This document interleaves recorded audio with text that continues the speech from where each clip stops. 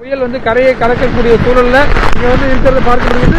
தொடர்ச்சியாக இங்க வந்து பாத்தீங்கன்னா பொதுமக்களுக்கு அனுமதி என்பது இங்க பெசநகர் கடற்கரையை பொறுத்தவரை மறுக்கப்பட்டிருக்கிறது. காற்றின் வேகம் தற்போது அதிக அளவில் இருக்கிறதையும் நம்மளால பார்க்க முடிகிறது. தொடர்ச்சியாக இங்க வந்து பாத்தீங்கன்னா ரோந்து போலீசார் வந்து ஈடுபட்டு வருகிறார்கள். இங்க வந்து சில பேர் வந்து ஆர்வ மிகுதியின் காரணமாக இங்க வந்து கடற்கரை ஓரம் நிற்பதற்காக வருகிறார்கள். அவர்களை இங்கு வர வேண்டாம் என்றும், குழந்தைகள் யாரும் வயதானவர்கள் யாரும் இங்கு வர வேண்டாம் என்றும் சொல்கிறார்கள். போலீசார் இங்க இருக்கக்கூடிய பெசநகர் சாஸ்திரிநகர் போலீசார் வந்து இங்க வந்து பாதுகாப்பு பணியில் ஈடுபட்டு வருவதையும் தொடர்ச்சியாக நம்மளால் பார்க்க முடிகிறது.